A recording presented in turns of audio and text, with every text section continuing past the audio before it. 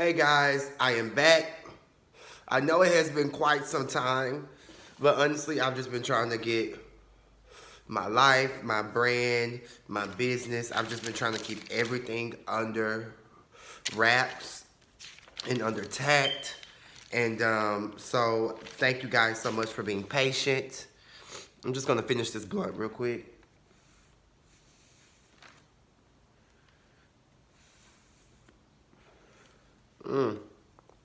And I'm here to give you guys a review over the Real Housewives of Potomac, season 4, episode 1. Their season just started, and I really like the Potomac girls, and I'm gonna say why. I'm gonna tell you why. It's a breath of fresh air from Atlanta. I think these women are more gorge than the girls in Atlanta. And I just think they have more class about their situations and about their problems. I think they're a little bit more couth. Yeah, there are some who are still messy and tied and through, but overall, I really love the Potomac girls. Some of them. So yeah, I'm just gonna hop right on into it. First off, it's a new and refreshed opening, and I'm really here for that. They all look good in their openings. The taglines suck ass, but I'm definitely totally here for the new opening. Everybody has on their cute little white dress or whatever, and you got Monique rubbing her belly at the end when the girls are holding their glasses of champagne. I thought it was brilliant. I think it looks really good. Um, Besides from that, the trailer also looks good. We're gonna get a sexual assault charge. We got some babies being born. We got drama with Karen and Ashley. Looks like Monique and Candace are gonna get into it. Candace and her marriage and her mom, and it's just a lot. So I'm excited to see what the girls are gonna give because I love a sister show to any franchise. I think it's brilliant. I think it's dope, and I'm totally here for it. So we see Karen in the kitchen trying to cook, and then we see Robin and Juan. They seem to be in love. They're just hanging out with the kids. Then we see Monique with her kids. They're having a swimming lesson. No, not a swimming lesson. They're just in the pool swimming, having a good time. The show opened up showing the girls in their different atmospheres. When I believe that the Atlanta girls, it always shows them at the beginning of the show. It happens to one person in the scene, I believe. I think that's how it is. I really can't remember. Real Housewives of Atlanta was totally draining. So I really can't remember because it was totally draining. Okay. Then we see Candace. She's wedding planning. And they're just having this big discussion on where her dad is going to sit. And I can already tell that there's some tea there that I'll get into later because I'm going to roast the shit out of Candace's mom. But I'll get into that later. Then we see Giselle and her daughters. They are just so cute. They done grew up. You can tell that Giselle is taking very good care of her kids. Their hair looks healthy. Their skin looks healthy. They look happy. Like, her daughters are very gorgeous. And I don't expect anything less than, because Giselle is very beautiful. Giselle is talking about her and Sherman are back on good terms. To me, I think Sherman is very ugly. I don't like the way he looks, his head shape. He kind of looks like a peanut. To me, he's just very funny looking. But they say opposites attract. So that's what that is. She also says that her and Sherman are in therapy to work on their communication, because we all know their relationship fell really short last year because of lack of communication. And according to Giselle, her daughters live for Sherman. They love Sherman. So I really hope that works out for Giselle and her kids, because they've already met him. And you don't need to be bringing a different man into your kid's life every year, every couple of years. So try to make that work with Sherman. So basically, she's gonna make cookies for Karen, and she asked the kids to help. Giselle does seem genuine in her confessionals and when she's talking to her kids on how she wants to mend her relationship with Karen. But as we see, they jump to Karen. Karen is still very upset about all the dumb bullshit that Giselle pulled last year. It was totally unnecessary, and she's really not feeling Giselle. And basically, Giselle kids tell her that she just needs to watch her mouth and her jokes because everybody's not going to take your jokes lightly. Everybody's not going to really too much fuck with where you're coming from when you're saying it's just a joke and it's a very, very sensitive topic to them. Okay? Next we see Ashley Darby, big wide head, her forehead big. I don't understand. It's like her wig was sitting all the way back here, and Ashley's head was just wide. I'm not here for Ashley. I really used to like Ashley because she was young, she was fun, and she's dating this rich ass white billionaire. And bitch, like, girl, you done won. Like every black girl in the hood was like, that's the goal. Ashley is sugar daddy goals, okay? So I really used to live for her because I'm like, okay, bitch, you got this old man. I'm here for that. So get your coin. But I just did not want to see her and the man kissing, tugging, holding, him eating the pineapple like, ugh, ugh. But do what you gotta do, Ashley, to secure the bag and to secure the baby. Because we all know that she just suffered a miscarriage last year. So do what you gotta do, boo. And the whole time they're sitting there getting ready to freak each other, I'm like, bitch, where's the Viagra? Because you know this old ass man is limp down there at this moment. Moving on, she talks about the rituals she's been doing trying to conceive. He basically tells her that she's been changing. And it just seems like he's just a dad talking to a daughter. Like, yeah, you've just been doing so good. You've been... And it's like, my nigga, I ain't got to prove shit to you to be a fucking mother. Like, either you gonna put a baby up in me or one of these other billionaires in Potomac is gonna put a baby in me. I just don't like Michael's whole demeanor towards Ashley. He treats her like a fucking child. Yes, she's 20 plus years younger than him, but at the end of the day, you knew what you was getting into when you wanted this young puss, Michael Darby. While they're kissing and cuddling, it jumps to 2 months later, and everybody's talking about how he's been charged with felony assault. So we'll see what happens when that comes. Next we see Candace. Candace is my favorite of the Potomac girls. I think she's cute.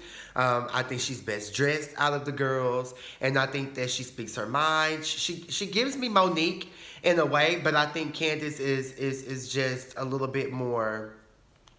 She's younger, so she's a little more youthful.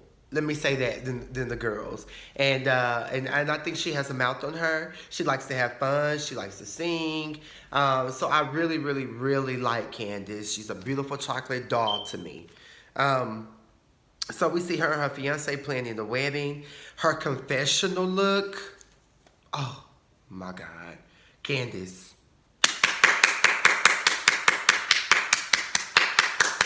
That's all I can say, bitch. You are doing it for me. You are giving me life. You are giving me fashion thus far. So keep doing what you're doing.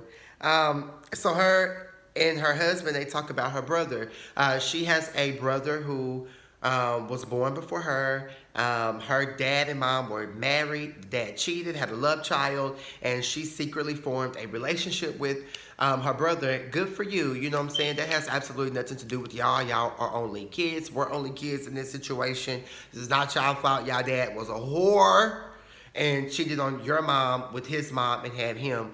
But hats off to you for trying to build that relationship with your brother, because relationships with siblings are important. I have 3 older sisters. I don't know what I would do had I been raised just by myself without my siblings the way I was raised and brought up and the things that I went through. So, girl, kudos to you. Don't let anybody make you feel bad for wanting to build a relationship with your motherfucking brother. She says her mom gets angry every time she wants to talk about the brother. Okay, oh well, mama, you were still with the daddy after he had the baby, so shut the fuck up. Big nose bitch. I'm not here for her mama. She basically, Candace says that she feels responsible for how her mom is gonna feel. And I feel like her husband kept it very real with her. Like, you are not responsible for other people's like feelings. Like, you have to do your own thing. And I'm just so happy Candace has him in her life because, bitch, opposites attract. Okay? And the mama's just overbearing, tied through, big nose, big ugly wig, talking about she done lost weight. Girl, you look a hot, ranchified mess. Next, we see Karen and Matt having a chit chat. Karen talks and says that she's lost two parents in 7 months. I totally understand where she's coming from. I lost my grandma in October. My grandma pretty much raised me. She was like a mother to me and a grandmother. So it's very, very tough when you lose somebody like that in your life. It's extremely hard, and you don't have time for extra bullshit. So I can definitely relate to Karen and where she's coming from with this. Giselle calls and tells Robin her plan that she's gonna take Karen cookies. And then Karen tells Matt that she has a billboard in Times Square. Giselle calls her and lets her know, hey, I want to stop by. How are you? Karen's just pretty much, I'm not feeling it. I don't want to deal with it. Rightfully so. I'm grieving, so just let me be. Karen says that she's going to allow, and she needs an apology from all of those girls who tried to come for her and her husband and her situation last year, and I totally agree with that. Giselle calls back, and she's like, girl, the kids, help me make these cookies. I really want to bring them to you. We ain't got to talk, so let me just bring them. So basically, Giselle opens, Karen opens the door, Giselle brings the cookies, and that was that. To me, Giselle looks crazy. I hated her outfit when she was walking up to the door with the cookies. The Potomac girls just can't dress. That's their only downfall. They just don't have any fashion sense to me. And I even wrote in my notes, they all about tacky, to be honest. And they really are. But it was nice that Giselle took her the cookies, so hopefully they can work on that. Next we see Moniece getting her kids together. The little girl telling her, no, Moniece just keep telling the kids, listen, mine, no. Like, really being a black mom. So that was totally funny to see. Like, I love it. Her and her husband are chit-chatting about a party that she's getting ready to throw. Chris tells her that she owes Giselle and Sherman an apology about speaking on his in the park after dark situation. Apparently he was getting some head, getting ready to fuck some in the park, and the laws pulled up, and it wasn't his woman that he was claiming at the time.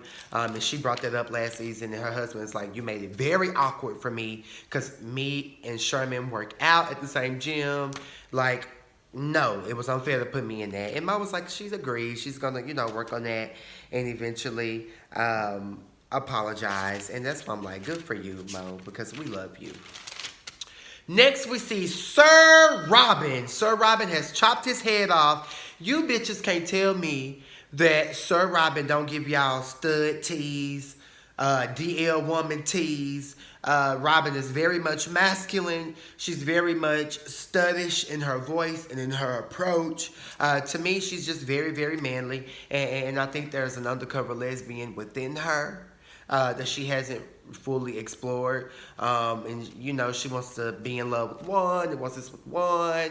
And she really wants to be with Giselle. This is my theory because Robin, to me, is a lesbian. Drop y'all comments in the comment section about that because I honestly feel that she's a undercover DL, a female. She's very slow and awkward to me, her and Juan. I'm over their storyline. It's very boring. It's just like a repetitive thing. Just how Mimi and Stevie J was on Love and Hip Hop. Like, I hate a repetitive thing. Like, can we move on? Like, bitch, I'm over it, over you. Moving on, they're getting massages. And like I said, I feel like Robin was living for the female massaging her. So, yeah. But she also enjoyed when Juan started massaging her. That was very, very funny. But at the end of the day, her and Juan are in a very good place. And they're working on love. They've been fucking like jackrabbits. So, hopefully y'all can fix y'all situation because I'm tired of it and y'all just look stupid. Like, it is what it is. Y'all look hella crazy. Next, we see Candace and Karen looking really good. Karen goes over to Candace's house to have a little chit chat. They're just hanging out, drinking wine. They're shading Big Head Ashley's plant on the wall. Karen tells Candace she needs to throw that plant out because it might have roots on it. And I totally agree. Candace tells Karen the story about her mom and how her mom will get mad if she tells her that she invited her half brother. And I don't like that half brother, half sister type of bullshit. You know what I'm saying? At the end of the day, if they're your siblings, they're your siblings. Like me and the twins, we don't have the same dad, but me and Shira have the same dad. I would never call the twins my half sisters. Like, we all have the same mama. We all came out of the same coochie hole. So at the end of the day, we're all siblings. I hate that half sister, half brother mentality. Like, to me, it's so stupid. It's late. And family is family at the end of the day. Like, cut that half shit out. Moving on. She opens up about the love child, etc. And Karen just asks her, what are you so afraid of? And Candace just has this breakdown, and I'm loving this moment. Karen is just loving on Candace and just letting her know to release it. Like, that's the thing. Like, you don't know what people be going through, and y'all bitches who just like to sit around and be shady for no fucking reason and just to cause friction and cause, you know, to get some attention on yourself. You don't know what people are going through. And when a motherfucker snap on you, don't be surprised. You know what I'm saying? People are really going through real life situations. So just in life and on these shows and just at work and just in your daily fucking life, like be conscious of that, because you don't know what a bitch is going through. Period, point, motherfucking blank. Yeah, so that was a very, very, very, very good moment. And Candace's response to Karen's question was she don't want her mom to hate her. And I'm just like, wow. Like, wow, that's hella sad. Karen kept it real with Candace yet again, just like her fiance did, letting her know, girl, it is what it is. You are not responsible. You cannot carry that burden of your dad's love child. Like, that's your brother. They ain't got shit to do with you. You know what I'm saying? Like, your mama just needs to deal with that shit with her big potato nose. Big black bitch. Ugh. Next, we see Candace and her mom. They're eating breakfast. She tells her mom about her relationship with her brother. And the mom is just very, very bitter. I think the mom needs to go to therapy because, bitch, it is not Candace's fucking fault that she wants a relationship with her brother. That is so selfish of you as a mother because, bitch, if you was that hurt about her dad having a love child on you, you would not have continued to be with her dad and birth Candace. Like, bitch, deal with your own transgressions from your past. Do not put that burden on your daughter. This is her wedding. I love when Candace turned up and let her mom know, it's my wedding. It's my wedding. You are absolutely right, Candace. It's your wedding. You can invite whoever you want to invite to your wedding. Fuck your mama. I don't give a fuck if she writing a check. She can write a check, but she needs to respectfully stay in her lane, period. And I just want to know, does the mama have a man now? Is your little sister dating, the one that's in college? Y'all need to find y'all mama a man so she can get out of y'all tea. Period, point, motherfucking blank. To me, I feel like it was 40 years ago when the love child was born. And I really feel bad for Candace. She was just sitting there crying, pouring her heart out to her mom. Her mom's telling her that the crocodile tears are not going to work. I just think the mom is insecure and plus-sized. And the bitch needs therapy. Period. You know, and that's the problem in the black communities. Our parents hold shit in. They don't get therapy for themselves. And then they end up raising us. We be all fucked up. And then we start having kids. They be fucked up. Like, we have to break the cycle. There's nothing wrong with therapy. And Candace's mom needs to go fix her issues. Period. Point motherfucking blank. With her big ass nose. And what really tricked me up is the mom is a therapist of some kind. So, bitch, you know that your behavior is not healthy. So prescribe yourself some Xanax with your big nose and get your life, sis. But at the end of the day, I really hope it works out for Candace. That's my review of the Real Housewives of Potomac season 4, episode 1. Like I said, this season it seems promising. We're gonna get a lot of tea, a lot of drama, so I'm excited. So I hope you guys enjoy this video. Leave your comments. Subscribe to my channel, like this video, share this video, follow me on my social media in the comment section. Love you guys. Mwah!